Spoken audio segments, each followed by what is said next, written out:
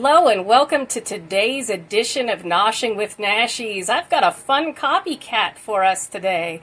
Love that chicken at Raising Cane's. Nobody sue me and don't come after me. I know the joke. Okay, so we're going to make a copycat Raising Cane's chicken fingers today. And what I have here in this bag is 3 chicken breasts that I have cut into 12 strips, marinating in 1 cup of buttermilk and 1 tablespoon of our Creole seasoning, which I'm going to show you how to make. Then we have some flour, some baking soda, some cornstarch, 1 cup of buttermilk, and the way that I make this is just 1 cup of milk that has fat in it, I'm using 2%, and 1 tablespoon of lemon juice. You can use white vinegar or apple cider vinegar, it works just fine, or you can buy buttermilk. Then we have some Raising Cane sauce that I made, and guess what? I'm going to show you how to make that as well.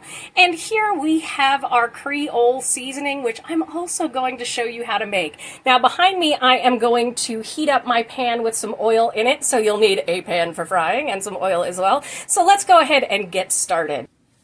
Alright, I'm going to show you how I prep my flour for our breading before I separate it out. In my container here, I have 3 cups of flour. And I'm going to come in, this is about 4 tablespoons of cornstarch and 1 teaspoon of baking soda. And we're going to put that in there. Then we're going to come in with our lovely Creole seasoning here. And I'm going to do about 2 heaping tablespoons of it. You can do more or less. But I want my flour to be nice and seasoned. And the reason why I do this separately is just so we can take our whisk and kind of get all of that seasoning throughout all of our flour. As a matter of fact, I'm going to go with 3 tablespoons of our seasoning here. And I'm just going to mix everything together. Now I'm going to prepare a breading station because we're going to have 1.5 cups of flour in 1 bowl, then we're going to have our cup of buttermilk, then we are going to have 1.5 more cups of flour so that we can do dry, wet, dry for breading this. All right, I'll see you when I got my station set up. All right, as you can see here, I have my breading station set up with flour and my buttermilk and then flour again, all seasoned. I have my chicken breasts that I've drained off here, my little chicken tenders, and over to my right I have a cutting board to put my breaded chicken on because we want to let it sit for about 5 minutes before it goes into the oil. So I'm just going to roll you through how to do this really quick, and you can watch me do most of them in fast motion. Again, there are 12 of these, and then we'll head over to the fry. But you just want to take one of your chicken strips and get it nicely coated in flour, like so. Then we're going to dip it in our buttermilk. And then we are going to come in and we are going to go into our second thing of flour. Now you can do 1 thing of flour if you want to. I just like the second bowl usually, since it has the buttermilk, it comes after the buttermilk step, it tends to get a little bit crumbly, so I like to separate them out. And the reason why we use cornstarch is because it gives it that extra crunch to it, and that's what our chicken strips will look like. I'll do 1 more, and then I will do it in fast motion for you all. But you can see these are lovely, beautifully seasoned even before we go into the flour, so we're going to have a nice depth of flavor. And you can marinate these overnight if you like. At least 3 hours is usually the best in the buttermilk and seasoning mixture. And the great thing about making buttermilk at home is if for whatever reason you're doing more than the 3 chicken breasts or the 12 chicken fingers, which you can buy these strips yourself, you can just make more if you run out, like for dipping. But again, we want to make sure to let these absorb, the flour absorb that buttermilk and everything. You can see what these chicken strips come to look like there, and we'll let them sit for 5 minutes before we get into the fry oil. But from now on, I will let you watch me in fast motion.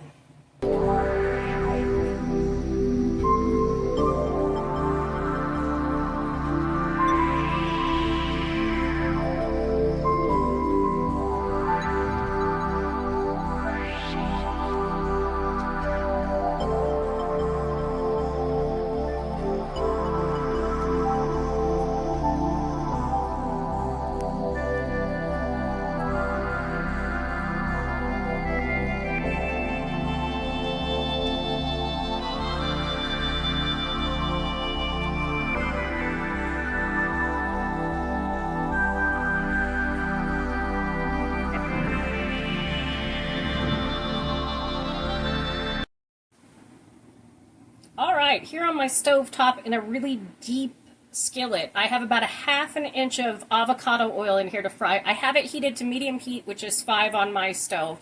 And always make sure that you have a fire extinguisher and the lid to the pan around you when you are frying anything. And make sure you're using appropriate utensils for frying. Make sure don't fry your silicone.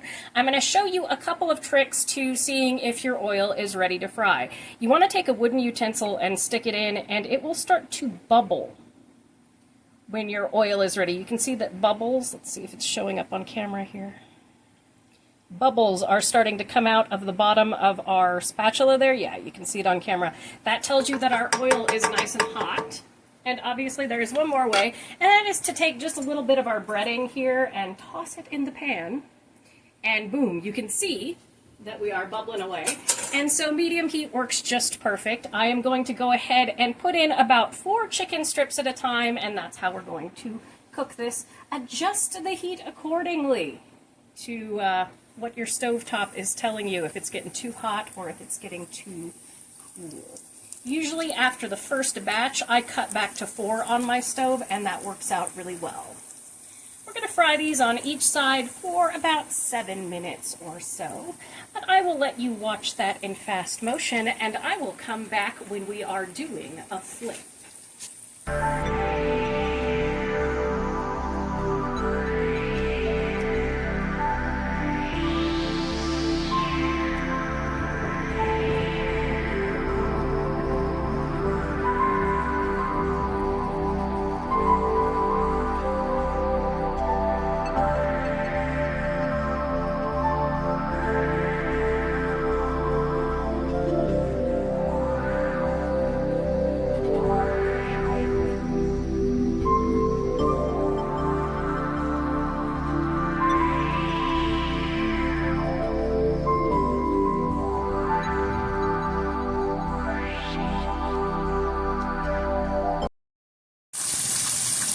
Okay, that took us 6 minutes on the dot, and I can tell it's ready, so our oil was good and hot. That's perfect. We're going to go ahead and flip everybody over here.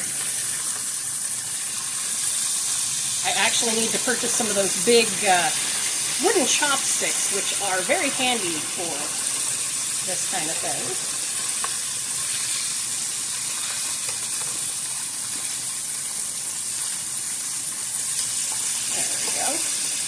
Oopsie doodle, don't worry if that happens. But you can see we are a beautiful golden brown, and I will flip it one more time at the end of this 5 minutes to finish these off. And what I do is I put these on a baking sheet with some aluminum foil, some non-stick spray, and when everybody's finished, because this will be 3 batches of 4, when everybody's finished, I'm going to stick them in a 350-degree oven for about 10 minutes just to bake off some of our oil. It works out really perfectly that way. When you fry foods, you can bake off some of the oil. So I'm just going to let you watch me cook all these up in fast motion, and I will see you when we have a beautiful pile of golden brown chicken fingers. Love that chicken from Raising Cane's.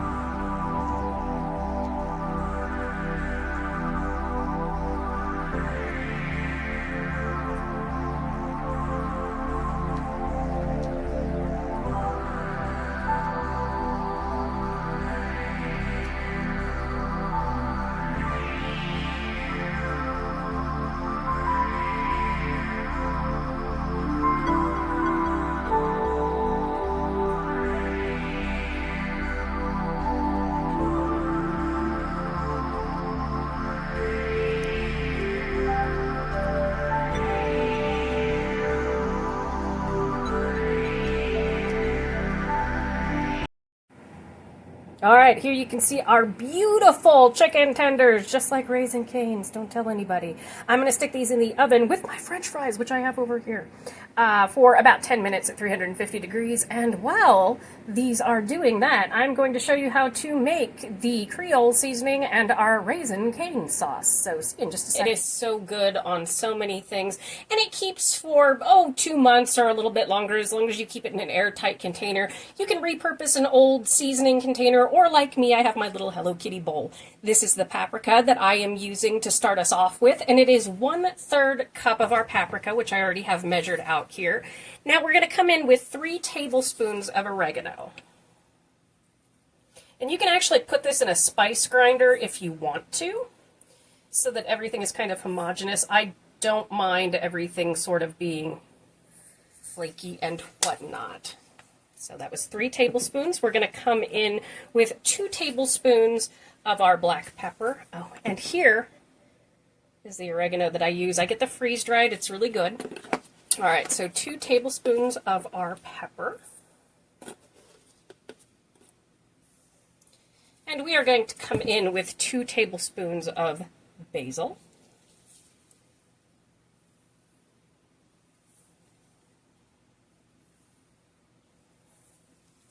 Then we are going to come in with 2 tablespoons of salt.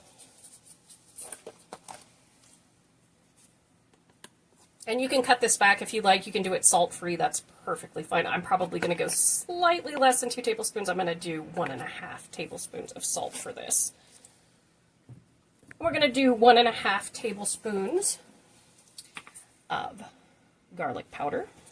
So 1.5 tablespoons of that.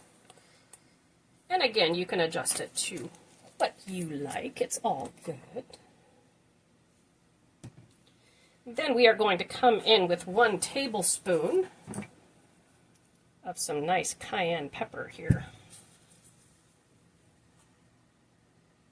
You can make it spicier or you can make it less spicy. That's all good.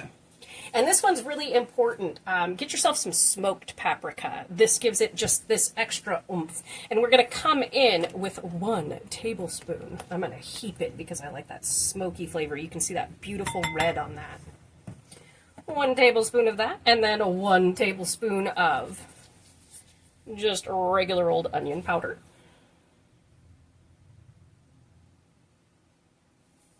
One tablespoon of that, and then we're going to come in with our last ingredient, which is 1 tablespoon of thyme here. Everybody needs a little extra thyme. Like so. Then we're just gonna mix this up. All right, I'm going to show you really quickly how to whip up a very, very close to raisin cane sauce. Everybody loves it. It's so good. So what I have here is about 1 cup of mayonnaise. Now, I'm using Duke's mayonnaise because it is a southern mayonnaise. It has just a little bit of a twist to it, so it gives that authentic southern flavor. I've got about 1/2 cup of ketchup here, and we are going to come in with, about 1/2 teaspoon of garlic powder or so. I've done this a few times, so I'm not exactly measuring. It's okay. And about 1/2 teaspoon of pepper. And again, you can adjust this to the way that you think it tastes good. You can do less mayonnaise, more ketchup, whatever you want. And about 1/2 teaspoon of pepper, because we are also going to come in with our Cajun seasoning here in a minute. And I am going to do, I'm shaking it right now, about 1 teaspoon of Worcester sauce, give or take. You can do a little bit more if you want. I'm just going to kind of glug it in there. And I go 1, 2, 3, 4, which is about probably 1 tablespoon, but I like the Worcester flavor there. And then we are going to come in with a heaping teaspoon, 1.5-ish of that beautiful Creole seasoning. And then we're just going to stir it up. And I'm going to let it sit for at least an hour to make sure that it's got the flavor that I want. And you should do the same thing, kind of let it marry together, and then taste it and see if there's anything that you want to add to it. But this is your basic raisin cane sauce. Popped them out of the oven. You can see how some of that oil comes off. That's exactly what we want, just so that they're not, greasy. All right, I'm going to set up my finale, and I'll see you in just a second. All right, and there we have it, our homemade version of the Raising Cane's chicken fingers. I've got some fries here, some coleslaw, and there's our Raising Cane sauce right there, and it does taste oh so good.